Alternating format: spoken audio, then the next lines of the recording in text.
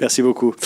Bonsoir à toutes et à tous. On va pouvoir démarrer cette table ronde sur la thématique de numériste avec ta classe, avec effectivement beaucoup de questions qui nous viennent en tête sur les projets, sur les envies, sur les réalités pragmatiques, techniques, financières et ainsi de suite. Donc on va essayer de répondre à toutes ces questions, au moins du moins les balayer pendant cette petite heure, et on se laissera un petit temps de questions en fin de table ronde. On va démarrer par un petit tour de table, ronde, parce que j'ai essayé, comme dans la table ronde précédente, de regarder un petit peu qui était qui et qui faisait quoi sur LinkedIn, mais soit j'ai que des schizophrènes qui font un millier de choses. Donc pour résumer toutes vos fonctions, c'est beaucoup plus compliqué, donc je préfère que ce soit vous qui vous présentiez. Donc allez-y, il fonctionne. Bonsoir, donc Céline Guillot-Coulpier, j'enseigne à Neuilly-sur-Seine dans une classe de CE1 et je suis référente numérique dans l'académie de Versailles au niveau donc de la circonscription de Neuilly-sur-Seine. Donc pendant une journée, je vais dans les autres écoles de Neuilly pour aider à l'utilisation des tablettes, puisque la ville a été dotée de tablettes pour toutes les écoles primaires, avec des VPI. Et donc, dans ma classe, j'ai 15 tablettes, une mallette de 15 tablettes. School, on a été équipé en tablette School du Noway. Et voilà. Et après, je fais le tour. Voilà. Bonjour, je suis Patrice Sulel, je suis le directeur général de la société EasyTis. Alors EasyTis, je dis toujours un nouvel acteur, parce qu'on n'a que 4 ans et demi d'existence. Et on distribue des solutions numériques pour les écoles, pour les collèges. On est partenaire à peu près toutes les académies françaises. Et on a démarré il y a 4 ans et on a été face à une problématique, parce qu'il n'y avait pas grand-chose dans les écoles françaises. Et moi, j'avais pas mal voyagé, donc j'ai eu la chance de visiter des écoles dans le monde entier, mais vraiment dans le monde entier. Et je voyais un peu ce qui s'y passait, les petits objets connectés qu'on utilisait. Donc j'ai ramené un certain nombre de ces objets-là en France. Des choses pas très chères, mais on va en parler plus en détail. Voilà. Et c'est comme ça qu'on a démarré EasyTis, qui aujourd'hui est quand même un acteur sur le monde éducatif français. Voilà. Bien, bonjour à tous, Marie-Caroline Missire. J'ai basculé, moi, il y a quelques mois maintenant, puisque j'ai passé un peu plus de 10 ans à faire du journalisme éducatif dans différentes structures, la dernière étant l'Étudiant, dont j'étais la directrice de la rédaction.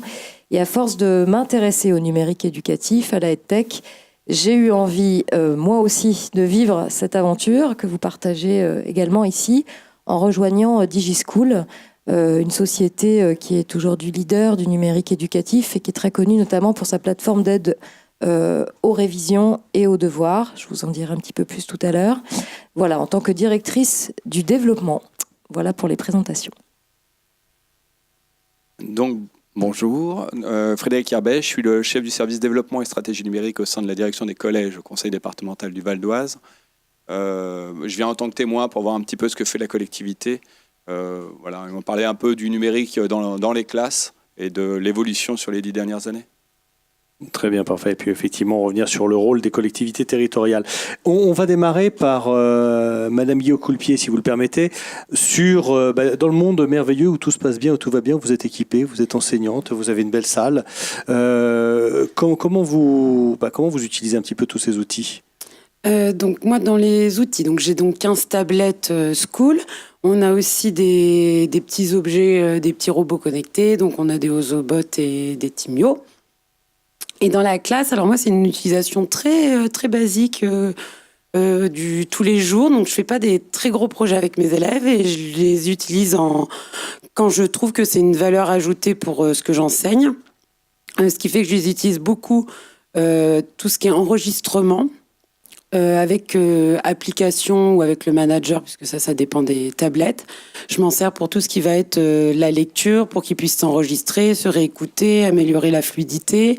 Pour tout ce qui va être langue vivante, là aussi, pour qu'ils puissent parler beaucoup plus que ce qu'on peut faire dans une classe normale quand on a 27 élèves.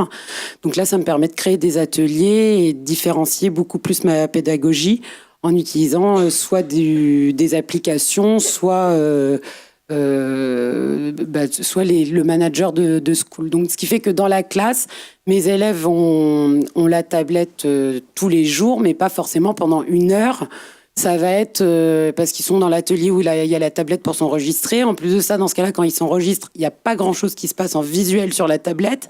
Donc, ils sont surtout en train de s'enregistrer et d'utiliser un magnéto, en fait.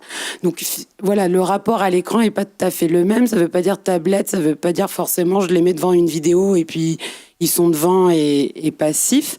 Voilà, donc c'est plutôt de l'enregistrement, ou alors si je leur mets une vidéo en anglais, ça veut dire que je vais leur demander de commenter après. Donc, et ça va être des petits groupes, ce qui me permet moi d'être avec d'autres et de pouvoir travailler différemment. Donc c'est beaucoup plus une pédagogie par atelier ou par pôle qui fait que mes élèves vont travailler sur tablette pendant 15 minutes, puis après travailler sur papier manuel pendant 15 autres minutes, ou en atelier dirigé avec moi. Voilà, donc ça tourne comme ça. Et dans la journée, ils sont, 15 minutes, ça dépend des activités, c'est variable, mais et encore sur tablette ne veut pas dire forcément être... sur écran. En tout cas, c'est ce que j'avais expliqué aux parents, parce qu'il y a aussi à expliquer avec les parents comment ça fonctionne pour pas qu'ils pensent que c'est de l'occupationnel et qu'ils vont prendre la tablette parce que j'ai rien à leur faire faire ou je ne sais trop quoi. Donc voilà, c'est plus vraiment utiliser des bonnes applications aussi pour développer tout ce qui va être les jeux éducatifs et les utiliser à bon escient. D'accord, on reviendra tout à l'heure sur la manière dont vous avez appréhendé ce rapport un petit peu à la technique et à la faire entrer dans la classe avec, je suppose, les errements que vous avez rencontrés. Mais je voudrais d'abord m'adresser à Monsieur Hulch, justement. Tout le monde n'est pas à Neuilly-sur-Seine, tout le monde n'est pas dans une classe... Non, je ne dis pas que Neuilly-sur-Seine a plus d'argent que d'autres, mais en tous les cas... Force est de constater qu'il y a eu de l'argent mis à disposition de madame et dans la classe. Comment est-ce que vous arrivez à interagir avec ces structures scolaires ? Alors, je vais dire clairement, Neuilly-sur-Seine a plus d'argent que la plupart des écoles en France. Il faut quand même le dire. C'est le problème français. C'est-à-dire qu'aujourd'hui, les investissements dans les écoles sont gérés par les mairies. Et donc, ça dépend de l'équipe de mairie. Il y a 35 000 communes en France, 35 000 interlocuteurs pour équiper les écoles en numérique, des enseignants qui, des fois, ont besoin d'aller pleurer pour avoir quelque chose. Donc, c'est un système qui ne fonctionne pas. Voilà. Malgré tout, on a quand même réussi à se développer là-dessus, parce que les enseignants sont, dans la majorité, assez fabuleux, et ils ont envie d'utiliser du matériel. Et c'est vrai que peut-être avant qu'on arrive, on leur proposait souvent que des solutions compliquées, surtout chères. C'est-à-dire, donc on est arrivé, nous, avec des petites solutions. On a des achats aujourd'hui sur la COP. On a de nombreux enseignants qui achètent sur leur propre denier. C'est pas le normal, mais il faut le noter. Il y a des enseignants assez motivés pour le faire. Et on connaît bien le système. C'est-à-dire qu'on travaille bien avec, que ce soit avec l'académie, parce que le choix d'un matériel, le choix d'une solution, c'est quelque chose qui va dépendre de plein d'interlocuteurs. Alors dans les collèges, je vais laisser Frédéric en parler, on n'a pas trop de soucis, en particulier sur le département 95. Il y a des gens compétents qui travaillent bien avec les délégations académiques. Bien. Dans le premier degré, c'est plus compliqué. On participe régulièrement à des salons sur la ruralité. Là, on parle à des maires qui sont en charge de l'équipement numérique des écoles, qui sont pour la plupart d'anciens agriculteurs.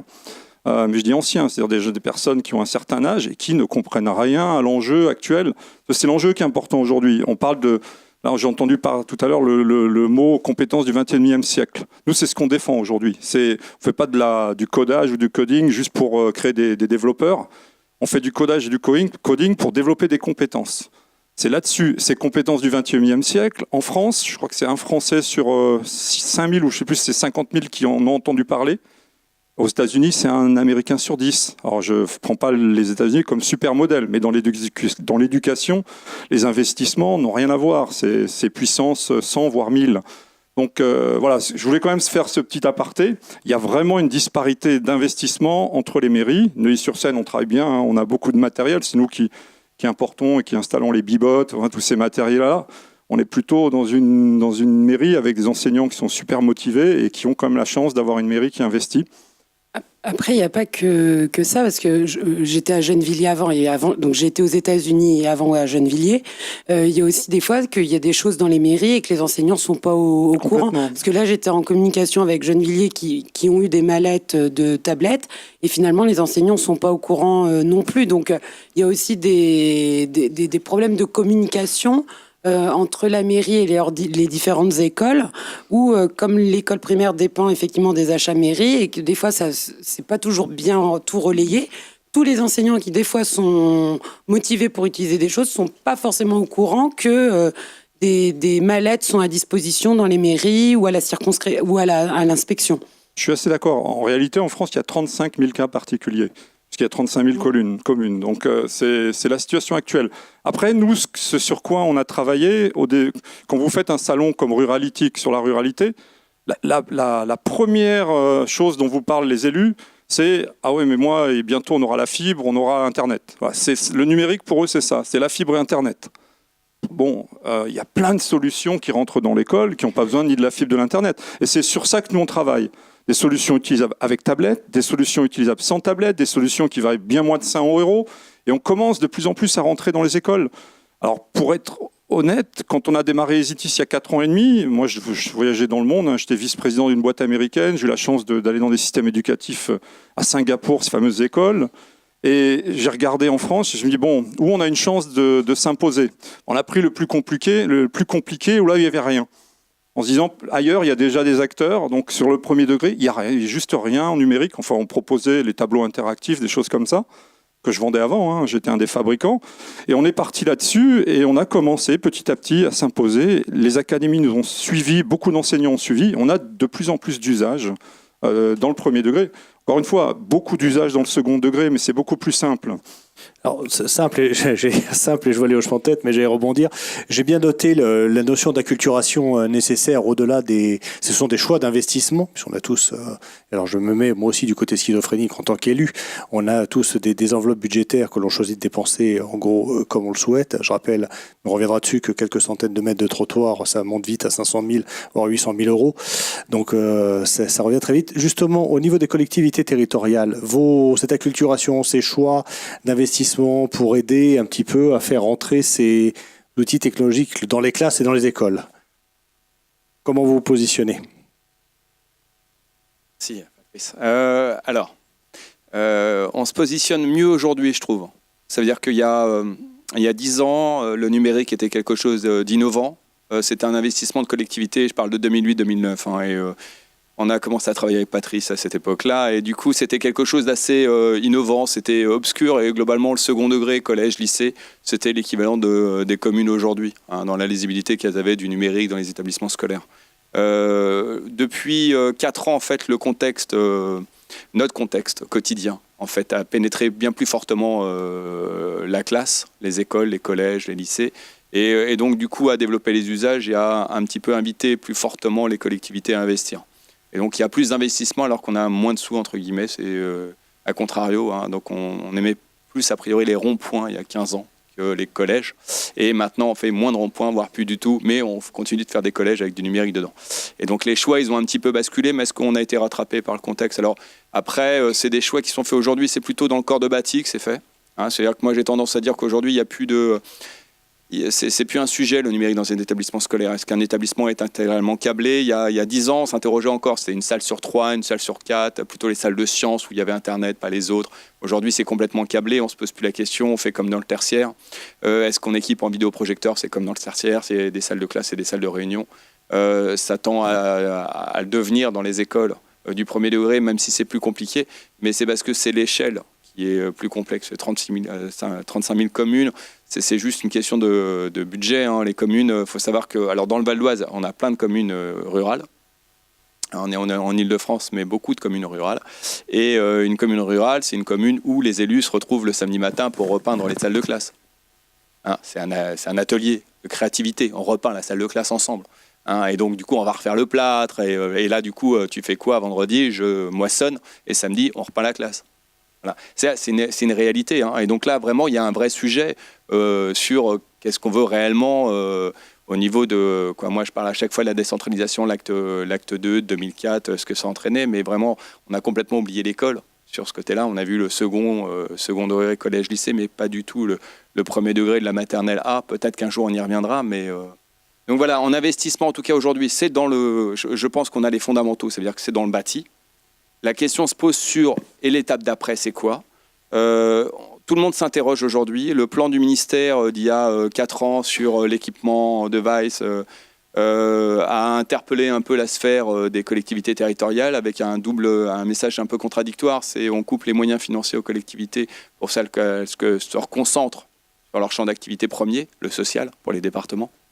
Et d'un autre côté, on fait un plan d'équipement aux élèves qui passe par les collectivités. Du coup, c'est bizarre. On nous dit surtout de ne pas investir là-dessus, mais l'éducation. Donc, on est un peu schizo pour le coup.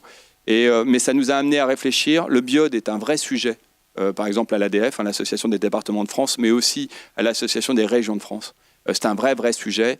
Alors, Bring your own device. Oui, sur le fait d'amener son propre outil en classe. Amenez votre propre outil en classe et faites des choses comme ça. Je vais passer le relais juste après.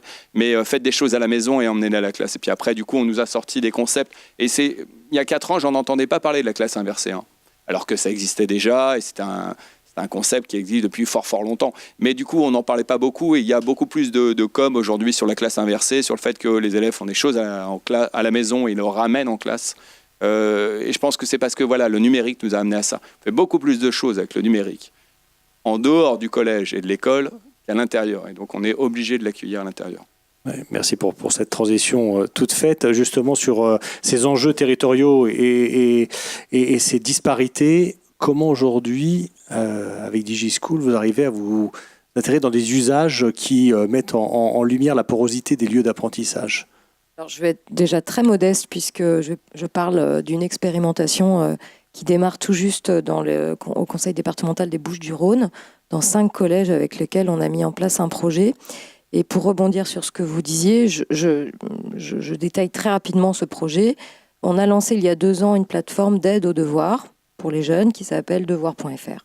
Le principe est simple, c'est que les collégiens, les lycéens qui sont en difficulté dans leurs devoirs, dans des moments critiques, je suis à la maison, personne ne peut m'aider, c'est à rendre pour demain, je ne sais pas comment faire, ont la possibilité sur notre plateforme de poster leurs devoirs, photo, clic-clac, je poste, ou alors je le décris, la consigne qui me pose problème, et une communauté d'aidants, on est sur du web, on est sur le principe de la communauté, répond. Donc dans ces aidants, il y a des lycéens, donc c'est le principe de la collaboration par les pairs, ou des enseignants retraités ou encore en activité, qui sont aujourd'hui actifs sur notre plateforme, un système de modération comme sur tous nos sites internet, et puis un accès gratuit bien sûr.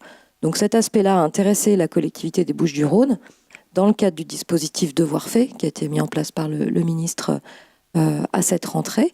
Et l'idée des Bouches-du-Rhône, c'est de mettre à disposition des collégiens de la collectivité, dans 5 collèges expérimentateurs, cet outil pour justement pallier aux difficultés que rencontrent certains collégiens dans le fait de faire leurs devoirs quand ils n'ont pas d'aide à la maison. On est dans un outil qui sort du cadre scolaire.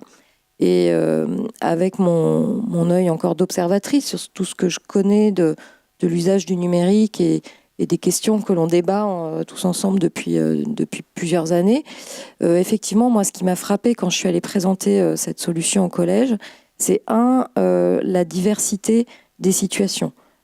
Sur 5 collèges qui avaient été sélectionnés par le département, donc des collèges plutôt innovants, volontaires, qui voulaient se lancer dans cette expérimentation.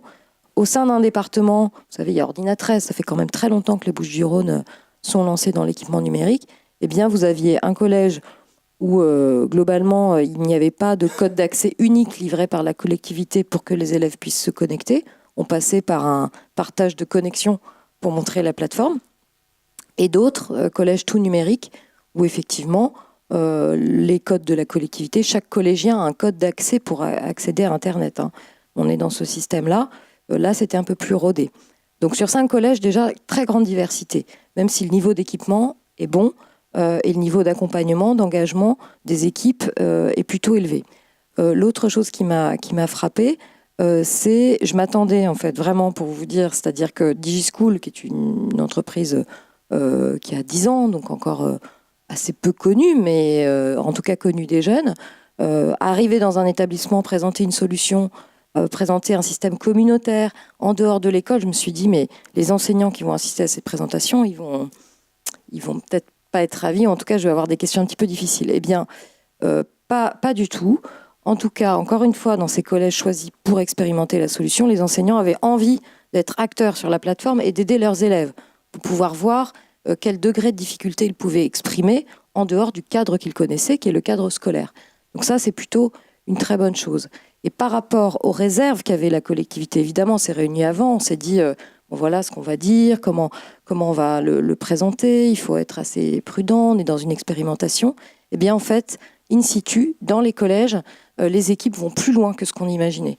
Donc, il y a, c'est ce que j'ai pu constater par rapport à ce qu'on peut lire ou écrire ou imaginer sur l'usage du numérique éducatif. Je pense que ça va plus vite qu'on ne le croit.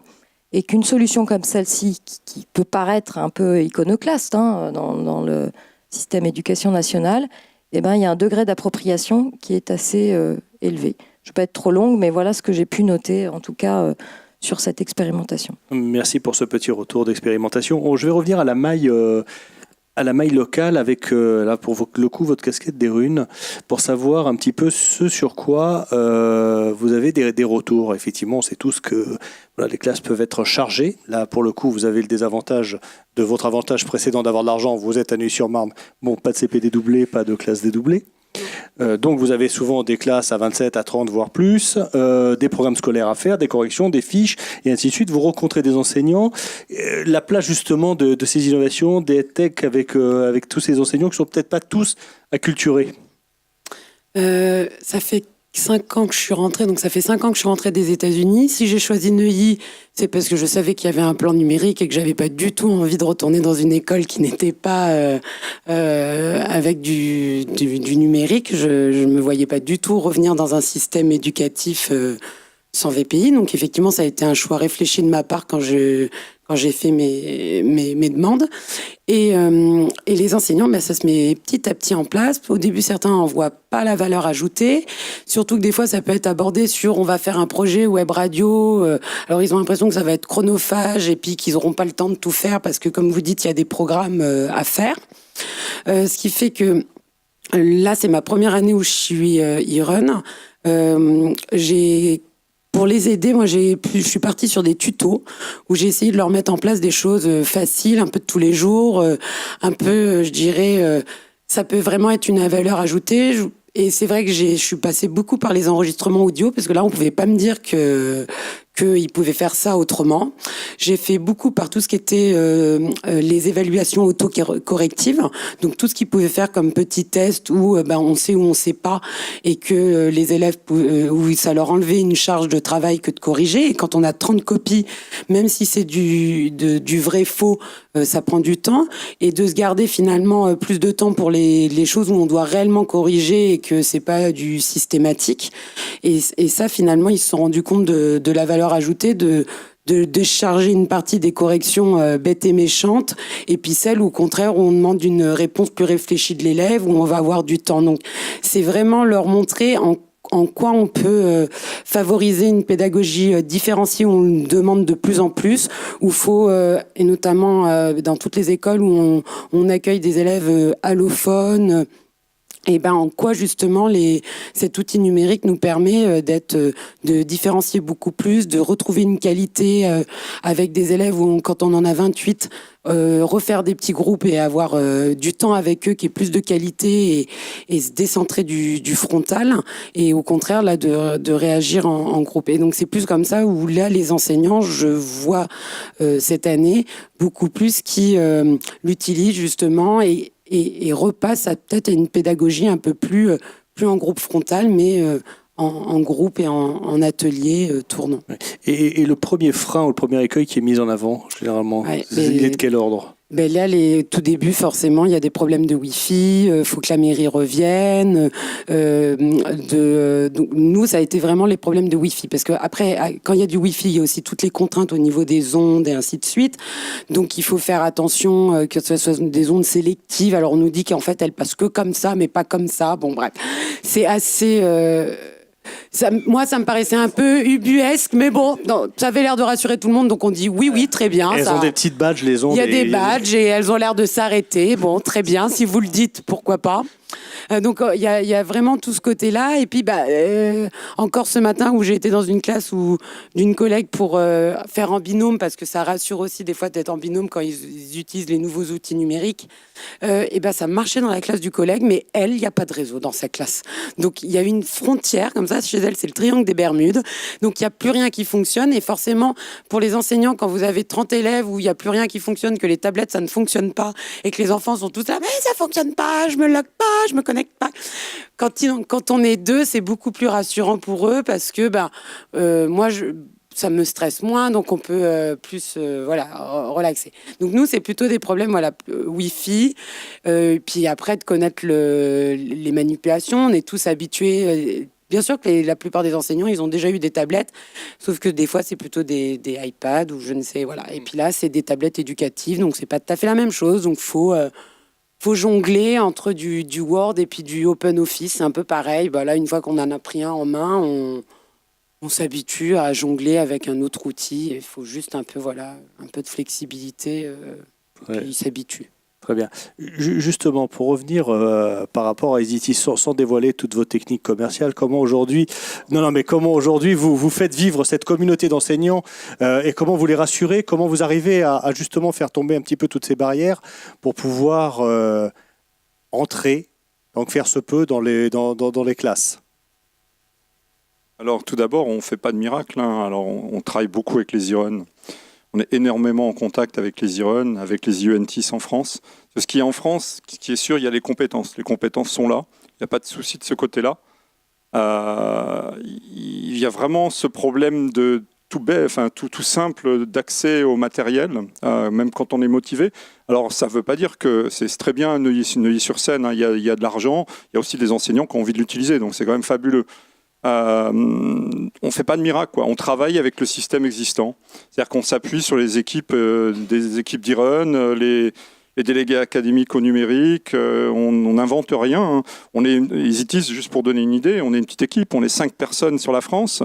Donc on fait globalement de la vente. Mais on fait une vente intelligente. On aide, on prête, ça nous arrive de donner, ça nous arrive on participe à peu près à tous les événements en France où on veut valoriser le numérique. Donc on travaille globalement beaucoup et on se fait beaucoup aider. Parce qu'on a un intérêt commun. Enfin, un IRUN et EasyTeach, finalement, même si EasyTeach fonctionne très bien, je ne suis pas riche, on ne gagne pas des millions, on est plutôt en train de développer quelque chose pour le futur. C'est l'idée qu'on a en tout cas derrière tout ça et on travaille dans un environnement super intéressant. Voilà. Alors un petit mot, je voulais dire quand même sur ce sujet-là, ce qui est aussi important, je pense qu'on doit absolument développer pour favoriser cet usage du numérique, je sais qu'il y a des travaux là-dessus, que ça va un peu bouger, c'est la formation initiale des enseignants. Il y a encore plein d'endroits en France où pour la formation initiale des enseignants du premier degré, par exemple, il n'y a pas de numérique ou très peu. J'ai l'occasion d'aller dans les écoles régulièrement et je vois les jeunes collègues puisque je passe le CAFIPEM, donc je vois les T1 et c'est vrai qu'ils ont des VPI dont ils ne se servent. Certains sont à Levallois où Levallois est très bien équipé aussi et c'est vrai que même dans leur formation en master, ils n'ont pas de formation même sur n'importe lequel des logiciels qu'on peut trouver sur un VPI parce que juste pour rentrer dans ce sujet-là, un enseignant, un nouvel arrivant, il a une classe, c'est nouveau. Alors ma femme est institutrice, donc je vis aussi avec l'enseignement à la maison. Un enseignant nouvel arrivant, il va arriver dans une classe, on lui a appris des techniques pédagogiques, on lui a enseigné. Il va déjà essayer de trouver une zone de confort pour arriver à faire ce qu'il doit faire. Alors ma femme est en maternelle, elle a plus de 28 élèves, ce qui n'est pas évident. Si pendant la formation initiale, on leur fait présenter des utilisations de matériel numérique, de tablettes, de choses comme ça, sans que ce soit la majorité du cours, ça aiderait, je pense, quand même à démarrer avec les bons réflexes. Parce que je pense qu'au départ, on démarre d'une certaine façon et naturellement, on va garder pendant quelques années la même manière d'enseigner. Alors, il y en a qui bifurquent sur des manières un peu plus innovantes, mais ce serait bien qu'on en parle dès le début, quoi. Donc je suis surpris parce que finalement ils répètent ce qu'ils ont connu eux-mêmes comme enfants. Donc on reste vraiment sur du frontal avec énormément d'oral et des fois ils se servent d'aucun c'est vrai que là il faut après ce que j'avais pu voir aux États-Unis où tout le monde fonctionne en atelier où il y a quasiment plus de pas de frontal. Là, finalement, en France, on reste vraiment... Il n'y a plus d'estrade. Le modèle qui fonctionne bien, c'est la maternelle, aujourd'hui en France. Oui. Hein, C'est ce qu'on disait tout à l'heure sur les espaces. Je vais laisser un petit temps aux questions si vous voulez. Allez-y. Non, Allez-y.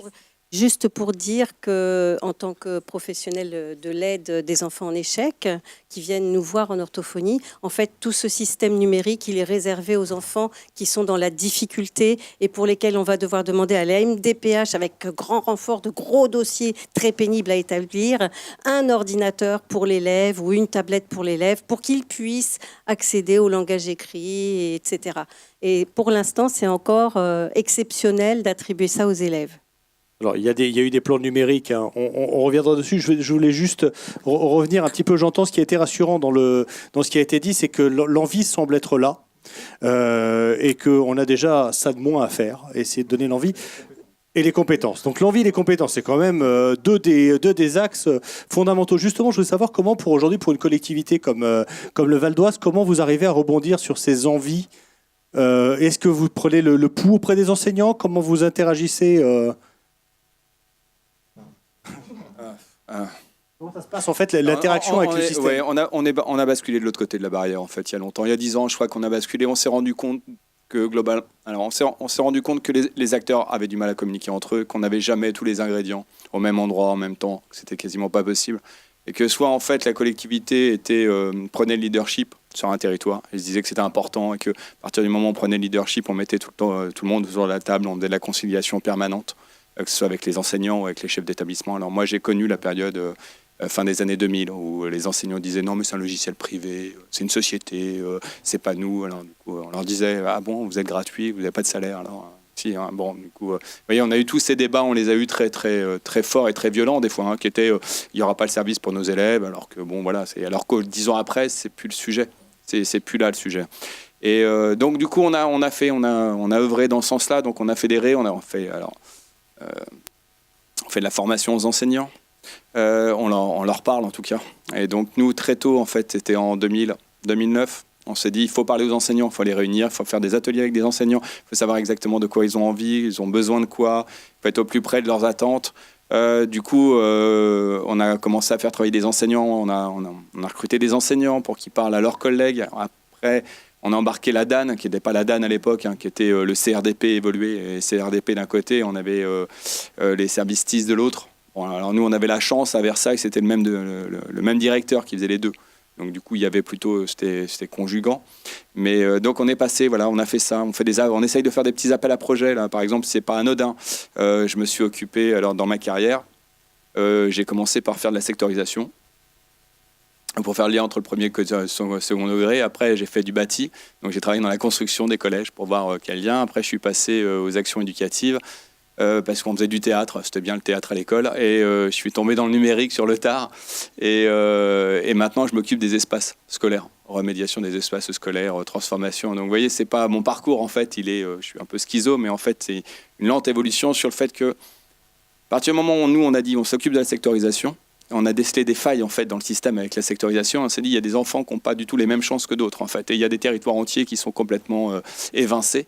Du coup, on a commencé à s'interroger sur qu'est-ce qu'on peut faire pour corriger en fait ces dysfonctionnements qu'on perçoit en fait. Alors c'est pour ça que du coup, je suis plutôt optimiste parce qu'on peut le faire, et je suis plutôt des fois très gris en fait dans ma vision, très aigri, parce que je vois grande partie du territoire où je me dis ça bougera, ça aura du mal à bouger en fait, cette vélité à y aller. Les écarts se sont creusés de pire en pire.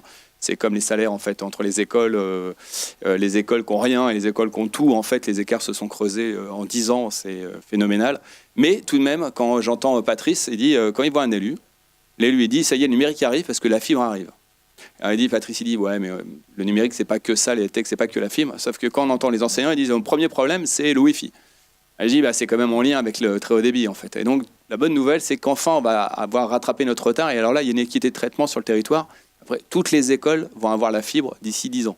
Alors là c'est loin 10 ans, mais du coup il y a 10 ans c'était même pas sûr. Il y a 10 ans je me disais et on va faire Internet sans Internet. Et après, c'est vrai qu'on peut faire sans. Il y a plein d'outils non connectés.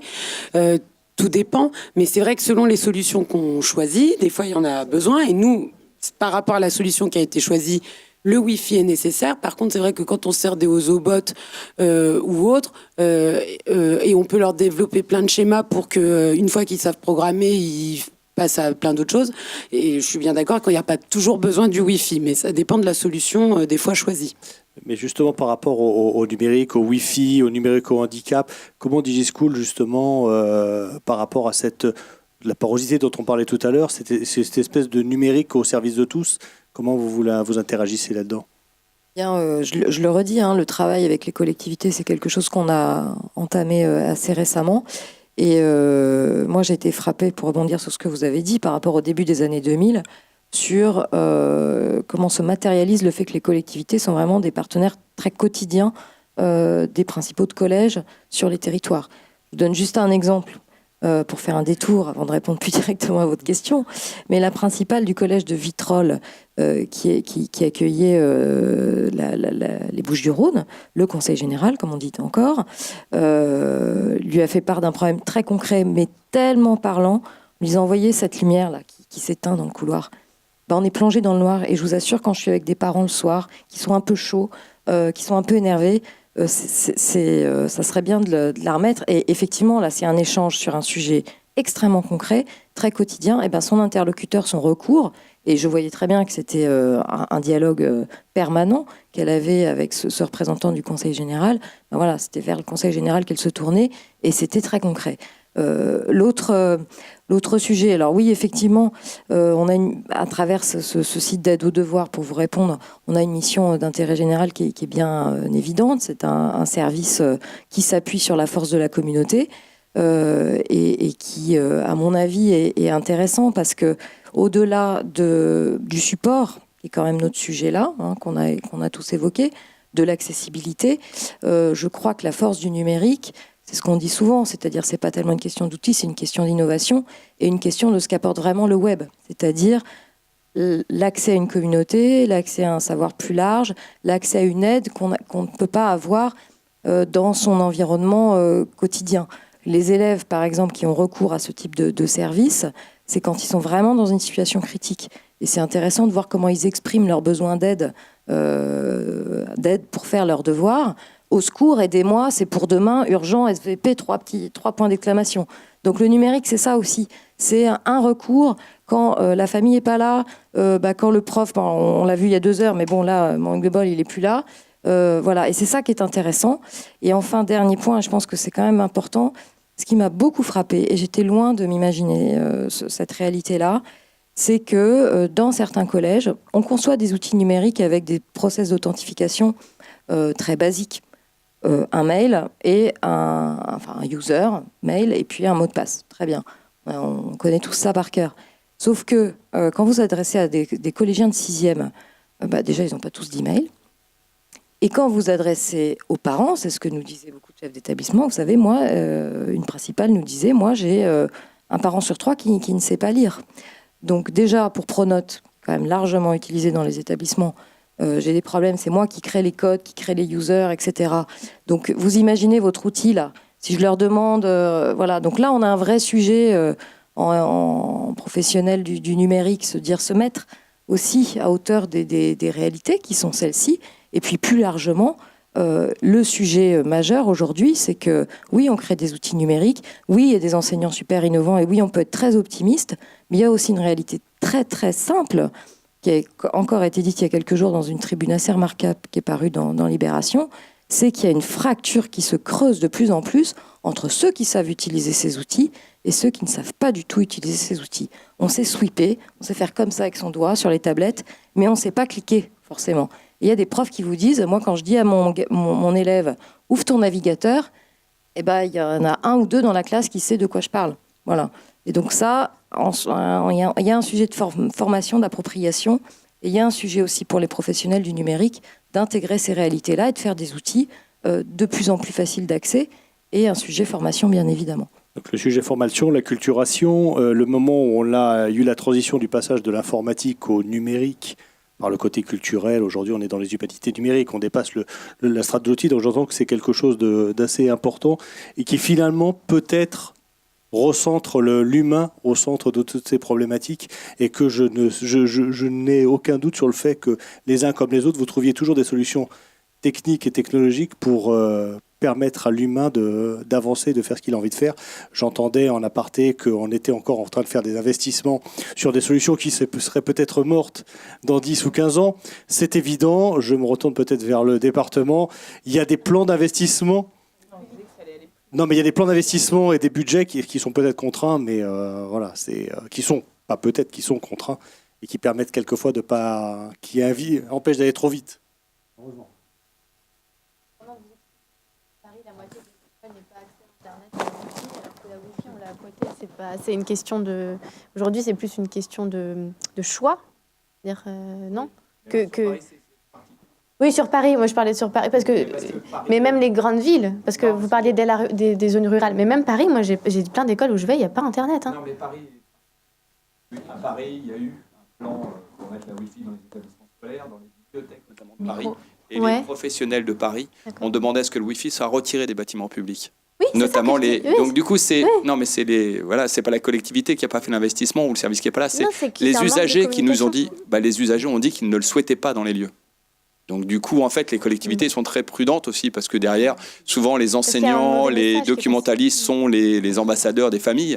Et quand un enseignant dit aux familles que c'est dangereux pour ses enfants, bizarrement, les familles suivent et disent que forcément c'est dangereux pour leurs enfants. Et donc du coup, c'est passé à Paris. Ils ont tout démonté parce que les enseignants ont dit on va dire que c'est dangereux pour les enfants. Et donc du coup, la ville... Et donc après, ramener à la France entière, les milieux ruraux sont... C'est plus compliqué, il y a eu une partage des tâches. C'est-à-dire que là où il y a une forte densité de population et donc potentiellement beaucoup de consommateurs, c'était les opérateurs privés qui ont mis la fibre parce qu'il y avait potentiellement du client. Là où il y avait très peu d'habitants au kilomètre carré, c'est la force publique. Et donc la force publique, elle met un certain temps à tirer la fibre et donc c'est pour ça qu'aujourd'hui, en fait, ça arrive au fin fond du milieu rural. Je vous dis, j'ai des collèges où il y a encore 6 ans, je me disais, le haut débit pour eux, non. Jamais, il n'y a pas d'intérêt. Quel intérêt d'aller mettre 1 million d'euros dans des travaux pour amener Internet dans un collège? Vous voyez, quand on vous dit c'est comme faire une route, oui, on arrive à ces budgets-là. Hein, c'est pour ça que ça mettrait... Et donc on se demande, quand on se dit est-ce qu'il n'y aura pas une nouvelle technologie? Est-ce que par le satellite, ça ne va pas passer, tout ça? Bon, et en fin de compte, on a rattrapé ce retard. C'est-à-dire que sous 5 ans, en fait, tout le territoire sera...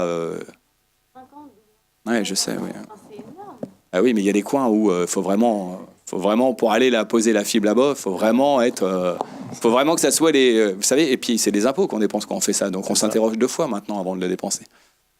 Avant, on se posait pas la question, on faisait 12 ronds-points et la fibre. Aujourd'hui, on se pose des questions. D'autres questions, puisqu'on a lancé la partie questions. J'ai le cube magique. Allez-y, il fait 10 kilos, il commence à peser. Vous le dites avant que je joue. Ah, bah attention.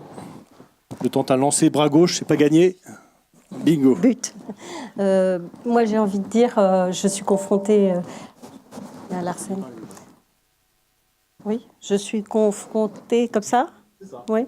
À ce problème de l'utilisation de l'outil et à quel moment il faut le proposer. Et en fait, moi, je remonte au-delà de l'école, dans les centres sociaux. Parce que, oui, parce qu'on a une population non francophone et que j'en étais à discuter avec une maman voilée qui essaye d'être active et qui m'a dit, dans notre mairie, les centres sociaux ont été équipés d'heures où on prenait les enfants pour que les mamans puissent aller se familiariser avec le français. Mais quand elles amènent leurs enfants, elles ne parlent pas entre elles parce qu'elles sont toutes d'origines diverses. Donc, elles ne se comprennent pas. Et moi, j'ai dit, alors il faut qu'on mette des dictionnaires de pictogrammes dans le centre social pour qu'elles puissent communiquer entre elles avec des pictos.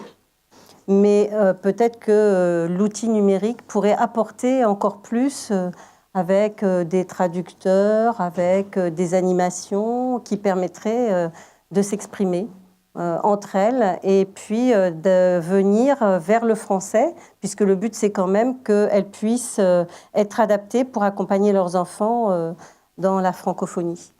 Alors, je réponds juste une phrase, mais alors, je vous rejoins sur cette question et donc, Alors peut-être l'outil, peut-être les technologies, en tout cas, c'est sûr qu'aujourd'hui, en fait, c'est les lieux qui vont être perméables. C'est-à-dire que la réflexion des collectivités aujourd'hui, c'est plus de se dire, est-ce qu'une école reste une école, est-ce qu'un collège reste un collège? Alors pour les collèges, parce que c'est moi, ma spécialité, c'est les collèges, c'est un collège, est-ce que c'est pas ouvert le samedi, est-ce que c'est pas ouvert le soir? Comment on fait pour mutualiser ces espaces? Comment il y a des zones qui peuvent être utilisées par ailleurs? Il y a cette vraie réflexion qui dit, quand on construit quelque chose, quand on rénove quelque chose, est-ce qu'on peut transformer l'usage de cet espace, ou en tout cas le mutualiser? Ça, il y avait très peu, voire pas du tout avant. Alors, ça commence à venir, ça veut dire que ça commence à venir dans la tête. Et alors, la technologie nous le permet, parce que du coup, en fait, une fois que vous avez une connexion Internet, vous en faites ce que vous voulez de l'espace. Avant, il y avait les livres, il y avait les jeux, il y avait tout un tas de matériel qui était nécessaire et vous ne pouviez pas vous en passer. Et leur transporter des chariots de matériel pour dire, bah là, ça va être des enfants entre 0 et 3 ans, et maintenant, c'est des enfants entre 12 et 15, c'est pas les mêmes. Donc, un nouveau chariot, et puis là, c'est des adultes, encore un chariot. Aujourd'hui, avec le numérique, globalement, ces outils-là vont se restreindre et on va s'apercevoir qu'il n'y a plus les chariots. Donc, du coup, l'espace peut être mutualisé. Merci beaucoup. D'autres questions? Écoutez, il ne me reste plus qu'à vous remercier pour ces interventions riches et qui laissent encore plein d'espoir. Heureusement. Je vous souhaite une bonne soirée. Merci à toutes et à tous.